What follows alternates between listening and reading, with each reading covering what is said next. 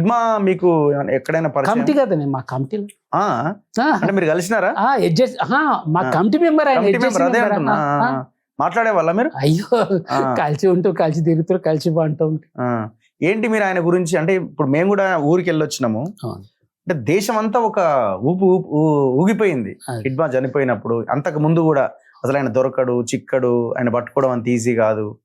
ఇట్లాంటి లాస్ట్ ఎప్పుడు చూసారండి మీరు? ఎప్పుడు మాట్లాడారు మీరు? 24లో. 24లో మాట్లాడారు. ఎక్కడ? అక్కడనే దక్షిణ బస్తర్లోనే. మన ఒక్కటి ఇప్పుడు మీడియా ఉన్న చూడే, మీడియా చాలా ఇక ఎగ్జాగ్రేషన్ అనుకోరాదు, అంతే చేస్తారు. అంటే మనుషులం కదా అందరం, మనుషులే. ఇప్పుడు అల్లు సీతారామరాజు ఏం చేస్తారంటే, అల్లు సీతారామరాజు మంత్రాలు ఉంటుండే, ఆయన బ్రిటిష్ అని కూడా దొరకడు అని ప్రచారం చేసి అప్పుడు కాబట్టి ఇప్పుడు ఇడమంటే ఒక మనిషే, ఆయన కూడా ఏంటంటే కమిటీ నిర్ణయం ప్రకారం నడుచుకోవాలి. నేనైనా నువ్వైనా ఎవరైనా వ్యక్తిగతంగా ఎవరేం చేయొద్దు. అంతే. ఒక యాక్షన్ చేయాలనుకుందనుకో, ఎస్ఎంసి ఉంటుంది, ఎస్ఎంసి యాక్షన్ చేయాలనుకో వాళ్ళు మాట్లాడుకుంటారు, చేస్తారు. సో అందులో ఎక్స్పర్ట్ హిడ్మా అంటే ఆయన ఇప్పుడు నేను సంస్కృత రంగంలో ఎక్స్పర్ట్, ఆయన మిలిటరీ ఎక్స్పర్ట్, యాక్షన్ లో ఎక్స్పర్ట్, ఇంకో ఆయన టెక్నికల్ డిపార్ట్మెంట్ లో ఎక్స్పర్ట్, తుపాకులు చేసే దాంట్లో. అట్లా అలాగా ఉంటాయి కదా నిర్మాణాలు. ఆయన ఆలోచనలు ఎట్లుంటుండే? తక్కువ మాట్లాడేటోడా హిడ్మా? అంటే ఇక ఆయన మాట్లాడి బెటర్ గా మాట్లాడుతుండే, అయితే బాగా మంచి నాలెడ్జ్ డెవలప్ చేసుకుంది. ఎట్లా అంటే ఇంగ్లీషును చదివి అర్థం చేసుకోవడం, మాట్లాడాడు, అర్థం చేసుకుంటుండే. అది హిందీ మొత్తం నడిపిస్తుండే. లెటర్స్ రాయడం గాని మాట్లాడడం కూడా అంతా. తర్వాత కోయమే పట్టు లోకల్ భాష. తర్వాత తెలుగు వస్తుందా? తెలుగు మాట్లాడుతుండే కదా మాతోటి. మేము మాట్లాడుతూ వాళ్ళు కోయలకి వచ్చేవరకు లేదు అని తెలుగులో దిగుతుండే. అట్లా ఆయన టాలెంటెడ్. ఒక్కొక్కరు సంస్కృత రంగంలో టాలెంటెడ్. ఆయనకి ఏమైనా అనారోగ్య సమస్యలు ఉండేనా హిడ్మాకి? మాకు తెలిసిన అప్పటికి ఏమీ లేకుండా, 24 వరకు ఏం లేకుండా. అయితే కొద్దిగా ఆయన మెడలకు సంబంధించి మెడలకు సంబంధించి ఉండే. తర్వాత తిండి ఉంటుంది చూడు, ఇప్పుడు ఏవి తిన పడకపోతుండే ఆయనకా. ఇప్పుడు మన బజ్జీలు చేస్తాం చూడు, అవి తినకపోతుండే. శనగపిండి పడకపోతుండే. అట్లా కొన్ని ఏవైతే ఎలర్జీ వస్తుండే ఆయనకు. అందుకోసం ఏవి ఆయన ముట్టకపోతుండే. ఇక ఏం తింటుండే? ఆయన చేసుకునే ఏదైనా నూనె తక్కువ చేసుకుంటాడు చూడు, అసొంటిది తింటుండే ఆయన. ఆయన ఎంగే కానీ పాపం అట్లా వచ్చేసేసిన. ఎందుకంటే అక్కడ పునాది, అక్కడ తిండి చిన్నప్పుడు మదర్ ఉన్న దాంట్లో తిండి తినకపోవడం, అక్కడి నుంచి ఆయనకు అట్లా రావడానికి ఆస్కారం ఉంది.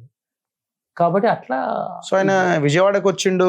ఇదంతా అదే మీడియా ద్వారా నీకు మనకి సంబంధం లేదు, వచ్చేసిన కాబట్టి జూలైలో వచ్చేసిన కాబట్టి ఇక మీడియా ఫాలోయింగ్ ఇట్లా. అంటే మీరు అంతా ఒక దగ్గర ఉన్న వాళ్ళు ఎట్లా చెల్లా చెదరైపోయారు? దాని తర్వాత ఒక దగ్గర ఉండరు, ఏం లేదా? ఎప్పుడు ఉండరు. ఇప్పుడు ఎవరి బాధ్యతలు వాళ్ళకు. ఉదాహరణకు బెటాలియన్ బాధ్యత ఇడమాల్, బెటాలియన్ తోటే ఉంటాడు ఆయన, అందుకే ఆయనతోనే ఉంటుంది. ఇప్పుడు నేను పశ్చిమ బస్తర్లో బాధ్యుని డివిసి వాళ్ళు కూడా అందరూ ఒక దగ్గర ఉండరు. మీటింగ్ అయితేనే ఒక దగ్గర ఉంటారు. దాని తర్వాత వాళ్ళు ఏరియా చూస్తారు కదా, ఒక్కొక్క డివిసి మెంబర్ ఒక ఏరియా చూడాలి. కాబట్టి వాళ్ళు విడిపోతారు అంతే. ఈ బార్సేదేవా ఎవరు? ఆయన అల్లుడటగా. అల్లుడా? ఒకటే ఊరు, ఇంటి పక్క ఒకటే ఊరు వాళ్ళది. అక్కడి నుంచి వచ్చిండు ఆయన కూడా. దర్బాల బాధ్యుడు దర్బాల బాధ్యుడు. తర్వాత హెచ్ఎస్సి మెంబర్ అయ్యిండు ఆయన. హెచ్ఎస్సి మెంబర్ అయ్యి ఇట్లా దీన్ని తీసుకున్నారు. ఇప్పుడు వాళ్ళు రెగ్యులర్ గా వాళ్ళ ఇళ్ళకి పోయేది కావచ్చు అంతకుముందు కాదు. ఈ దాడిలో ఇప్పుడు రెగ్యులర్ పని ఉంటే పోదురు అంతే. ఈజీయే కదా, అడవి అంత యాక్సెస్ కదా, అంతే. ఆ ఏరియా అడవే ఇల్లు కదా, అందుకోసం కావాలని ఇడమాలు ఇంటి దగ్గరనే క్యాంప్ పెట్టిండు. మామూలు క్యాంప్ కాదు అది, బేస్ ఏరియా. హెలిప్యాడ్ ఉంది, హెలిప్యాడ్ పెట్టిండు. మొత్తం సోలార్ పెద్ద లైట్స్ పెట్టిండు అంతే.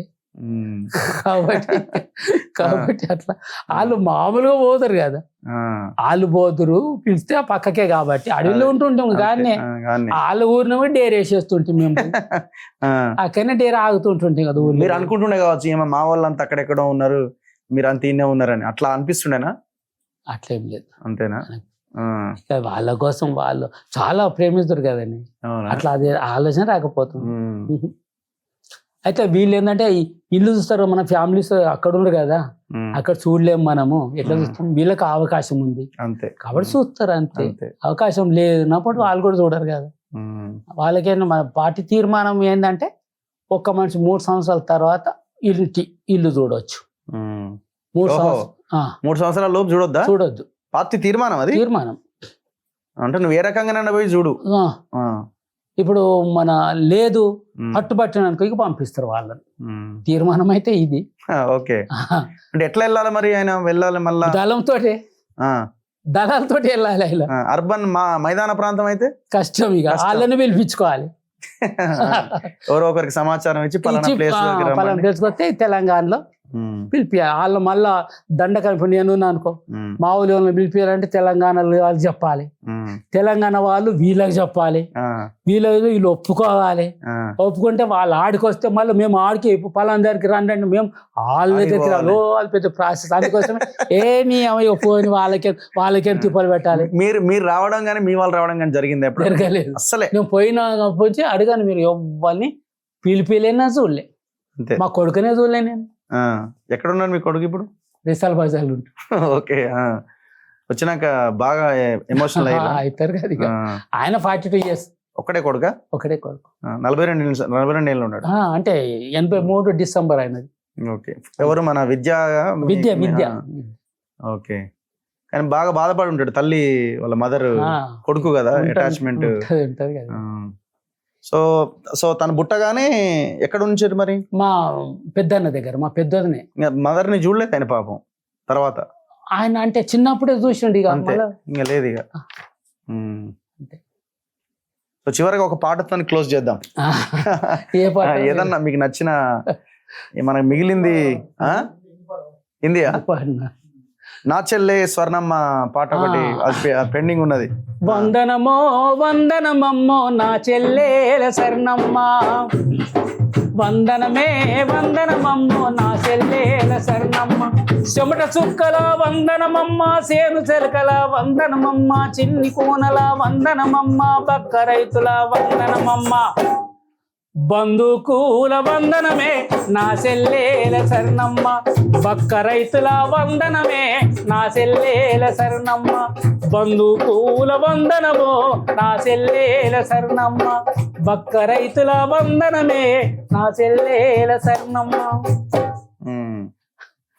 అట్లా. సో చాలా గొప్ప ఇంటర్వ్యూ.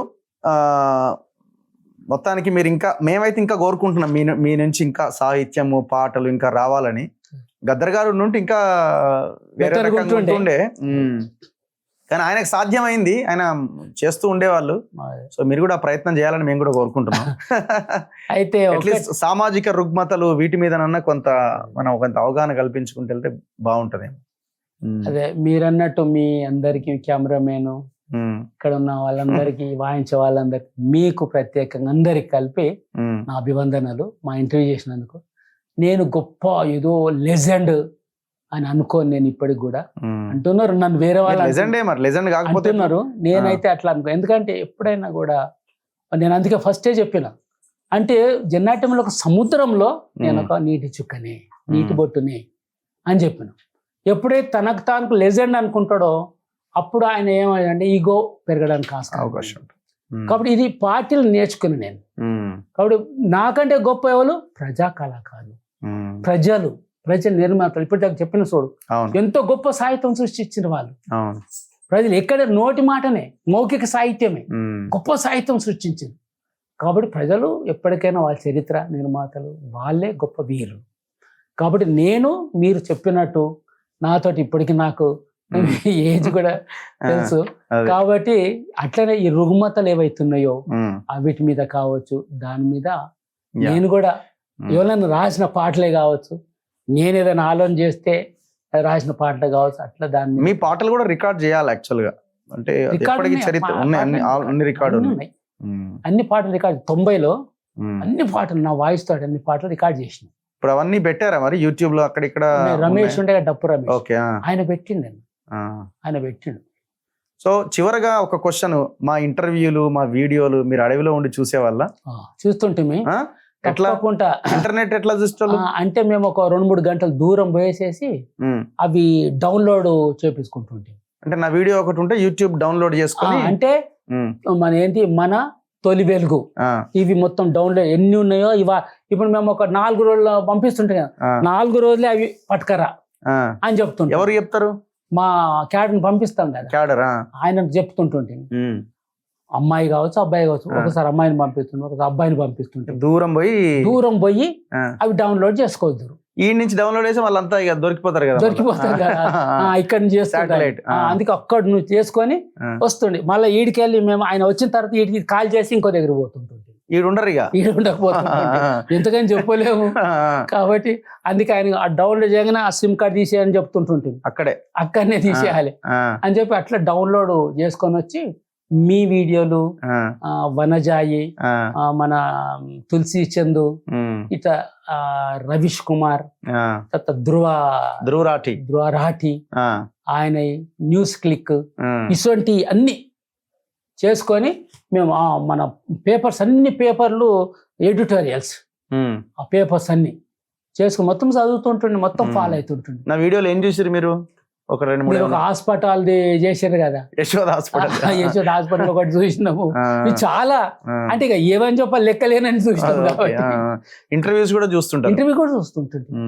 మీరు చాలా మంది ఇంటర్వ్యూ చేశారు, అవి చూస్తుంటాం. అంటే మాకు ఉపయోగపడే ఇంటర్వ్యూ ఏమైనా ఉంటాయా అవి చూస్తుంటాం మేము తప్పకుండా. కాబట్టి అట్లా మీది బాగా ఫాలో అవుతుంటాం, మీది కూడా.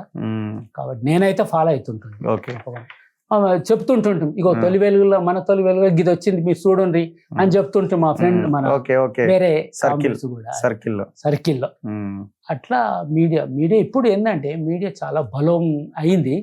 అయితే ఏమైనా అంటే దీన్ని ఇదైపోయింది, ఏది మన ఏమంటారు దాన్ని, ట్రాక్ తప్పుతున్నది. కాబట్టి అది కూడా దృష్టిలో పెట్టుకుంటే ఇంకా ప్రజల కోసం ప్రజలకు అంటే తప్పుడు పద్ధతులు ఏవైతే మీ పాటలో ప్రజలు ఉన్నారు, మా మాటలో కూడా ప్రజలు ఉన్నారు. ఉండాలి అట్లా ఉంటదని, మీరు అట్లా ఉంటున్నారు, అట్లనే కొనసాగిస్తారని తప్పకుండా కోరుకుంటున్నాను. తప్పకుండా మీరు మా ఇది చేసినందుకు కూడా మీకు కూడా, మీరు ఇంత దూరం వచ్చినందుకు ప్రత్యేక ధన్యవాదాలు. అదే మీకు కూడా మా అందరికి, మీ స్టూడియో వాళ్ళందరికీ కూడా మా ధన్యవాదాలు. Thank you. మరి ఇది చివరిది కాదు, ఇది ఆరంభమే. భవిష్యత్తులో ఇంకా చాలా ఉన్నాయి మనం మాట్లాడాల్సినవి, చేయాల్సి. ఓకే, తప్పకుండా ధన్యవాదాలు మీకు ప్రత్యేకంగా. Thank you. సో ఇది కామ్రేడ్ సంజీవ్ అన్నతో స్పెషల్ ఇంటర్వ్యూ. చూస్తూనే ఉండండి మన తొలి వెలుగు.